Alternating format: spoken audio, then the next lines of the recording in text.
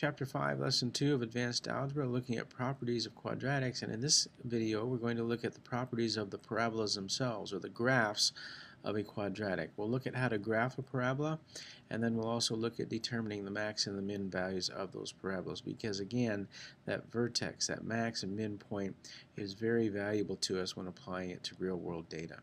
So let's look at graphing a parabola, and it says here that the standard form of a quadratic is normally, we talked about ax squared plus bx plus c as long as a was not 0. Now if b becomes 0, or if we did substitute b in for 0, this linear term would go away and we'd be left with y equals ax squared plus c.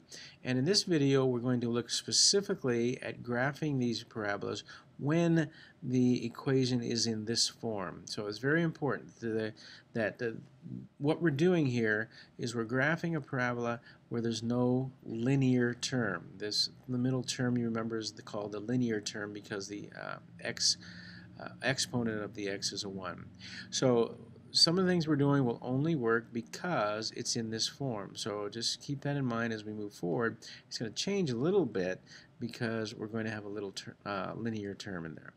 So the graph of this, the axis of symmetry is going to be x equals 0. So in other words, the axis of symmetry is going to be the y-axis on every single parabola where there is no linear term. So when there's no linear term, the y-axis is the axis of symmetry for a parabola. The constant then simply becomes the shift up or down. That's going to be, like we talked about earlier, it's that shift. It's added to the outside of the absolute value, you remember? Well, in this case, it's added to the outside of the, didn't mean to move that, outside of the x squared or the quadratic term. So the coordinate 0, because remember the axis of symmetry, this value here is also, why does it keep moving? This value here is also the value of the x coordinate, so that's 0.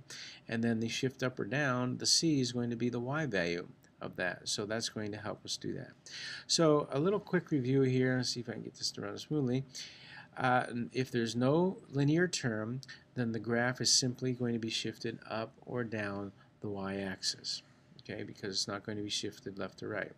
The axis of symmetry will be the y-axis, or the equation x equals 0.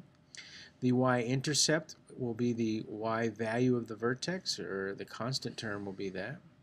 And so as with all functions, the constant term is simply the shift up or down. Okay, so that kind of gives you the nuts and bolts of it. Let's look at one more thing, or it lets me give you 4 steps. Pull that out. Step 1, Step 2, Step 3, Step 4, and a little reminder on how to graph these quadratics. So this will cover how to do it step by step. So if you have this down, you should have no problem.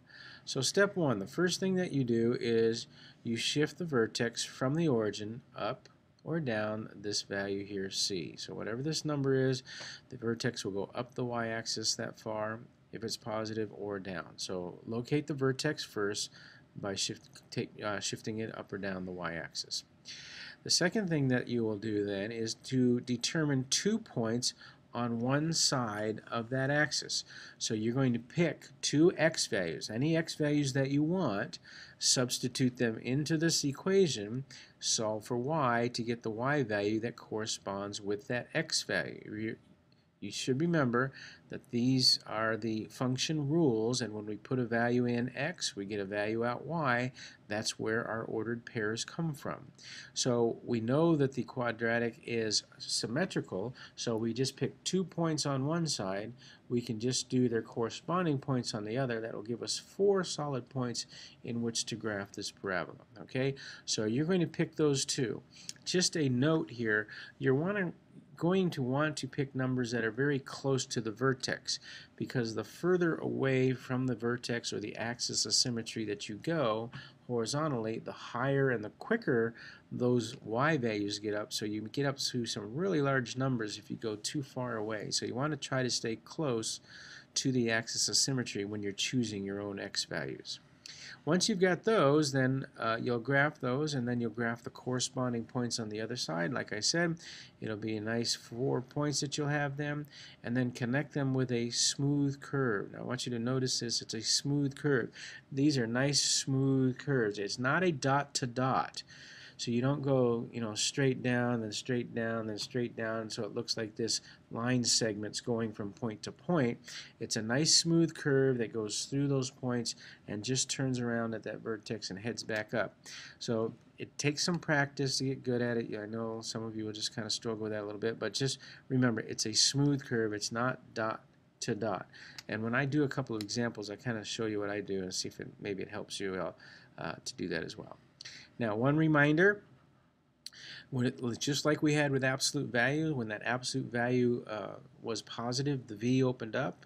When the absolute value was negative, the V opened down. It's the same type of concept here. If this quadratic term is positive, the U will open up. And if the quadratic term is negative, the U should open down. So you can kind of check and make sure your points line up with where they should be, making sure that it opens up or down depending upon the positive or negative value of this first term. One final thing to remind you, make sure you label all the graphs, okay? Because the vertex is so important point, I want you to label the vertex. So the vertex should be labeled on every graph, just like we did with the absolute values. The axis of symmetry for these first few problems, I want you to draw the axis of symmetry as a dotted line and then write the equation of that line below it. Again, don't write the number, write the equation. And then again, we want the original equation on the graph so someone looking at it can identify what the graph is. All right, I'm going to do one example for you on the next in the next slide, and then I'll do a separate video where I'll do 4 or 5 examples. So you can watch the one. If you think you got it, you can skip the example video. If you want more examples, they'll be on the next video. So let me do that one example for you. So here's our example. Again, you'll notice that there is no bx term here, so we simply have to find the vertex first, and the vertex is simply a shift up 1. So we need to put our scale on here. Remember, we always need to put our scale on here. So this is X, this is Y here. And again, it's shifted up 1, so my vertex is here, and again, I want to look, and I notice that the negative sign means this is going to open down. So I need to label the vertex. So I'll put the vertex coordinate up above here because I know it's going to open down.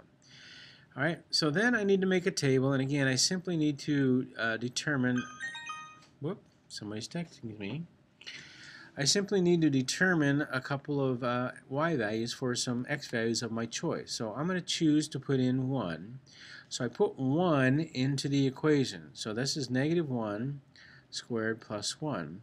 So, and I simplify. So that's negative 1 plus 1, which is 0. So when I put in 1 into the equation, I get 0. So I'm going to label or graph that point. Then I'm going to choose another point. Let's go with 2. And again, I'm going to substitute 2 in the expression now, plus 1. So this is going to be negative 4 plus 1, which is negative 3. So when I choose 2, I'm down at negative 3. So you notice how quickly this goes down. So the further you get away, it's going to be kind of far away. So you kind of want to choose numbers that are close. So we choose them on one side, and then you choose the fact that the axis of symmetry or that it's symmetrical. So this point has a corresponding point on this side, and then this point has a corresponding point on this side. So now I have my 5 points that I can use to graph. Now, again, I wanted you to put the axis of symmetry and label it so there be a dotted line on the y-axis. And again, I know you won't see it on there, but I still want you to put it on there because when it moves right or left, we'll see it. And then again, the label for that is x equals 0. It's a linear equation, a vertical line, so we have that. So then the last thing is we simply need to connect this with a smooth curve. And again, what I usually do is I just do this inner part here first just to kind of get that shape, and then I can just extend this down through those points. And again, it should look like a huge, well, I'm getting really weird there. Or I mean, it's getting really weird. It should be symmetrical, so it should look, kind of the same on both sides. So there, that looks a little bit better. So this was the graph of this, and then again, we want to put the equation on here, y equals negative x squared plus 1. So that's what your graph should look like. Those are the labeled. Label the vertex, label the axis of symmetry, put the equation on there, and then make sure you have a nice smooth curve that goes around, and then you'll have it. So again, if you want to stop the video, go ahead and stop the video. I'm going to do a few more examples on the video, so if you want to keep watching, go ahead and keep watching. But if you think you got it, go ahead and tackle your homework, and we'll see you on the next video. So here's our next example. We have 2x squared plus 4. And I made my scale a little bit larger because when I put the vertex up at 4, when I choose points on the other side, that number is going to get pretty large pretty quickly, so I wanted to make sure my scale would accommodate it. So you might want to do that before as you look at it. If this is a pretty big shift up or down, you'll probably want to make your scale larger so that you can accommodate the larger numbers from your table. So anyways, we have the vertex here at 0, 4. I notice this is positive, so it's going to open up, so that will just help me. I'll just put the vertex down here.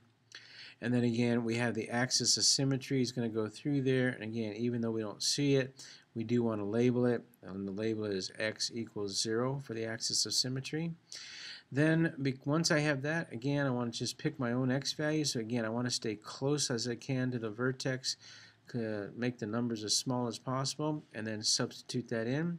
So that's 2 times 1 squared plus 4, which is 2 plus 4, which is 6. So when I substitute 1 in, I get 6. So 1, 6 would be my next point here. And then again, I'm going to go over, oh, actually, that's not 1. I went too far. You got to be careful with these scales. This is 2, so actually 1 is right in between here. So 1, 6 actually would be about right there. And then I'm going to go ahead and choose 2 and substitute 2 in there. Let's see, I need a little room here. So 2 times 2 squared plus 4. So 2 times 2 squared is 4. Make sure you do exponents first. 4 times 2 is 8 plus 4, so that's 12. So when I choose 2, it's 12. So 2 is here. There's 8, 10, 12. So you can see how quickly these numbers go, so you've got to be careful how you choose those. So now, because it's symmetrical, this has a corresponding point over here. This one has a corresponding point over here. So I have my points, and again, I kind of try to do the U part here first in the small section, and then I just extend those up the best I can, trying to keep it symmetrical on both sides. So this would be the graph of y equals 2x squared plus 4. Okay? All right, I'm going to do another example. So here's our next example, y equals 1/2 x squared plus 3. And a couple tricks when you're working with fractions I'll show you. Again, there's no linear term, so it's simply a shift of the vertex up 3. So now on my scale, I use 4s and 8s, and I'll show you why in a moment. So this is 2, so 3 is going to be about halfway. So here's my vertex. This is a positive quadratic term, so it's going to open up, so I can label my vertex here, and it will be out of the way. My axis of symmetry I'll put on here, and then again I'll label that, and usually I'll put that down below the graph here. So then I want to pick some x values. Now we want to choose wisely because again we'd like to avoid fractions if we can because it's easier to work with. So this is dividing by or going to be multiplied by a half. So I'm going to be taking a half of whatever I get after I square it. So I'd like to keep even numbers. So I'm going to choose, rather than choosing 1, I'm going to choose 2 because that's going to work out well for me and I won't have to deal with fractions. So when I put 2 in the expression, I've got 2 squared, which is 4. And now half of 4 is 2. See how nice that worked out? So 2 plus 3 is 5. So when I choose 2, my y-coordinate is 5. So I go over 2, and I go up, here's 4, and so 5 would be halfway in between.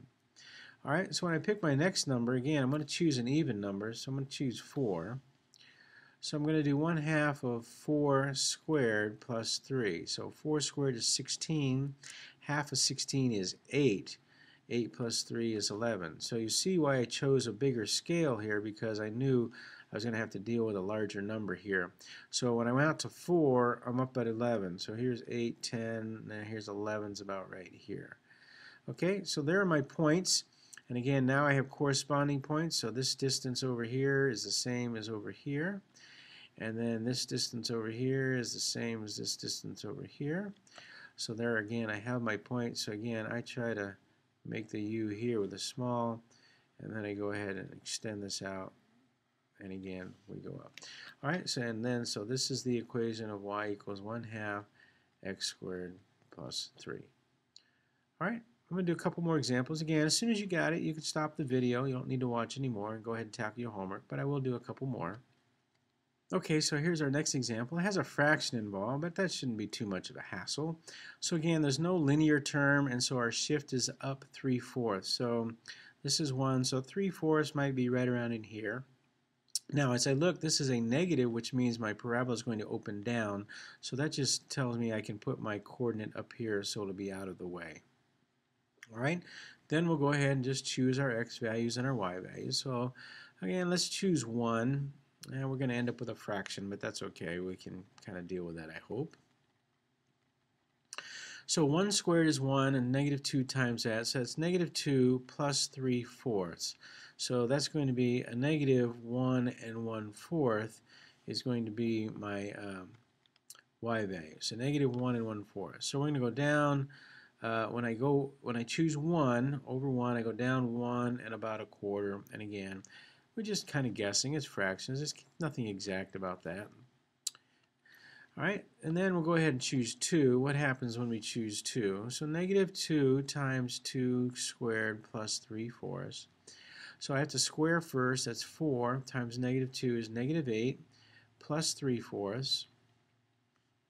So that gives me a y value of negative 7 1/4. So my y value is negative 7 1/4. So when I go over to 2, I'm down negative 7 1/4. 1, 2, 3, 4, 5, 6, 7. So that actually puts me just off the grid here. So I'm going to use a different scale. So that's good enough. So then again, I have a corresponding point over here. And then I have a corresponding point over here. Don't forget, I did forget my y-axis, or my axis of symmetry is x equals 0. So the upside down ones are a little bit tougher because you're not used to drawing upside down. So we'll do that, and then we'll do that. So that's not too bad for an old man, I guess, trying to write on a bamboo tablet. All right, so there we have, that would be the graph of this. Okay, I have one more I'm going to do, and again, anytime you'd like to stop the video, think you have it, go ahead and stop it, and you can reference it if you need it, or have some more examples. So one more example. Okay, our last example here, again, there's no linear term, so this is going to be just simply a shift down 1, so my vertex is down here. This quadratic term is negative, so it's going to open down, so I'll put the label of my vertex up here so it's out of the way. I'll put my axis of symmetry in here, and then I'll label my axis of symmetry. And then I just need to pick 2 points on one side of the expression. So again, I'm going to choose 1. So 1 squared is 1 times a negative is negative 1 minus 1, so that equals negative 2. So when I choose 1 for my x value, my y value is negative 2. So putting in 1, down 2. Then I can choose a second x coordinate, so I'm going to go ahead and choose 2. So negative 2 squared minus 1, 2 squared is 4, times the negative sign is negative 4, minus 1 is negative 5. So that's a negative 5. So when I choose 2, I'm down at negative 5. 1, 2, 3, 4, 5, 2, 2, negative 5, puts me about right there. So I have my points, it's symmetrical, so the distance here is the same as over here. 2 this way, 2 this way. So then I go ahead and have it. So again, I'm going to try to draw my nice smooth curve in there, and then go ahead and try to keep it smooth as I go down through here. And then we'll put my label on here, negative x squared minus 1. All right, so that's the characteristics of graphing when you don't have a linear term. Make sure you use all the parts on your labels, and then we'll look at parabolas where the standard form includes a linear term, and how are we going to graph those in the upcoming videos.